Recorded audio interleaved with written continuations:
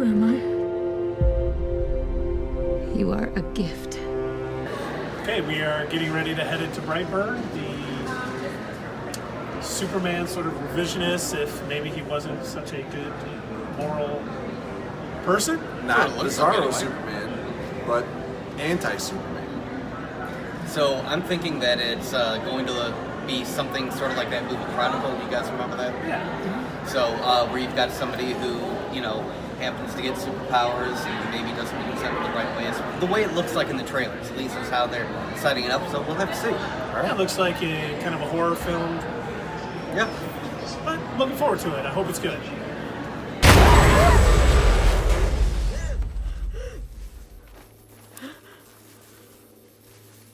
Stop watching because there's some serious spoilers about to come up. All right, we're back after Brightburn. I really didn't expect what I saw. What didn't you expect? I didn't expect it to be so horror-y. It's it's like a horror flick with a anti-superhero. It's kind of like a sort of hybrid between a slasher film and a superhero film. Yeah, I can see that. Superheroes were evil. And spoiler alert, Doug's got a theory. Oh, yeah. Yeah, Okay, it's so one theater. You're not understanding. from here on out, this video is going to be spoilers. But before, if you do not want to be spoiled, make sure that you, like the video, subscribe to the channel, hit the bell, all the YouTube things, do all of that, all right? So make sure you do that. If you are going to go ahead and stick around, this is spoilers from here on out. Here we go. Okay, so the movie does a lot in way of setting up. It does that throughout. In the beginning of the movie, it lets you know basically what's going on. It sort of throws a few things your direction. They do let you know in the beginning that this kid, who turns out to be an alien, of course, and like we said, this is like horror Superman basically. He is an alien. He is intelligent, and he's able to kind of slack off during class but still answer the questions that his teacher asks. And the question in particular is talking about wasps versus bees, and the boy who turns out to be this Supervillain. evil supervillain. Anti-Clark. Yeah, anti-Clark. I like that. Anti-Clark, yeah. So he basically talks specifically about a certain type of wasp in this scene. Because he's, showing off he's very smart. And he mentions this type of wasp that is sent to another hive and is raised by the other wasps and then takes over the hive. And I think that was actually pretty good. This is towards the beginning of the movie. A lot of foreshadowing there. Absolutely, very good foreshadowing, I think. And of course, with any horror flick, they make it open for a sequel. So he could keep expanding what he's done in this movie. Well, and we find out at the end with Michael Rooker's cameo at the end, where That was he's playing awesome. a That was Jones good. type person, talking about other possible monsters and other things in space. But it was funny because they do a lot of foreshadowing. But He when he said, gets when he gets cut by a ship, and I think at first everyone's thinking, "Oh, this is how they're going to stop him at the end." And remember, spoilers coming up here. The mom gets a part of the ship, remembering that it cut him, but yeah, unfortunately her plan does not succeed. No, not at all. And she is killed by her adopted son, and he goes basically on a rampage throughout Brightburn, Missouri. It kind of, It's Kansas. this movie, Was it Kansas? It's City? Kansas. yeah, it was Kansas. And this Okay. movie was good. Yeah, definitely. I don't think it was great. I think was it good. had, no. It was a good start for the Gunn brothers. I don't know if that's their first movie, but it's the first one I've seen by Brian That's and right. Mark Gunn. That's right. I forgot they wrote it, they directed, James Gunn produced it. Yeah. Yeah, it's a good start. So you can sort of go up from there.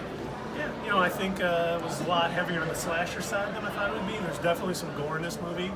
But if you kind of like superheroes, you kind of like slasher films, I'd go see it. It's definitely worth a view. I enjoyed it. It wasn't, amazing, but it was good. Better than average. I do want to touch on the whole the Superman similarities for a minute. Okay, so we've established that this is in Kansas, right? Yep. Okay. Superman from Smallville, Kansas. Okay. This boy, as part of his superpowers, he does have super strength.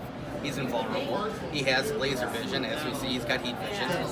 Super speed. Absolutely, he's got super speed. He can fly. He can fly. And Keith mentioned this just a minute ago, but he does have we think, a vulnerability. They do mention this. So he does get cut by his ship that he came to Earth in. All right, so just like Superman, so it does cut him. All right, and they had mentioned earlier in the movie. Again, we did say that this does a lot of foreshadowing. This movie does. They mentioned that he has never been cut before. Setting up that he is invulnerable. But the ship cuts him. This metal that comes from, we assume, his planet, which I think is also a similarity to Superman. The fact that Superman can only be weakened by kryptonite from Krypton. Yeah, we don't know if his planet was destroyed before Right. they sent No, him, we but don't. I think it's more like Doug thought with the Wasp, sending him to Earth to kind of take over the planet. He's raised Like a by scout. them. Yeah. Yes. Raised Yeah. by them, and then he takes over the world. You know, And that was the message coming from the ship that drug him to the ship. Take the world. Take the world. Take the So world. it all makes sense. It does. So there is no end credit scene, but there is a couple of scenes like right before the credits roll. So after all the action is done, kind of keep your eyes peeled.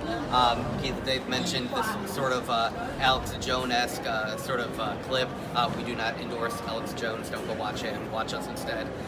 But yeah, so they're talking about potentially other of these sort of heroes, villains, whatever they might be. Creatures. Kind of like a Godzilla thing. Sort of, yeah. Yeah. They mention the possibility of one, ravaging ships underwater. They talk about another one that is strangling people, like Which a is a witch. woman with a lasso. Right. Wonder Woman. You know what I'm So, saying? are we maybe setting up an evil Justice League now, or is there going to be a Brightburn sequel? do we think Warner Brothers is going to step in and stop this because they are treading on DC Comics? It's all crazy. Or, very Alex Jones-esque, did Warner Brothers make a deal with James Gunn to release this film as long as he directed the Suicide Squad for them? That could be. We'll never know. Food for thought, kids. Tell us what you think. Comment down below, and we'll see you guys next week.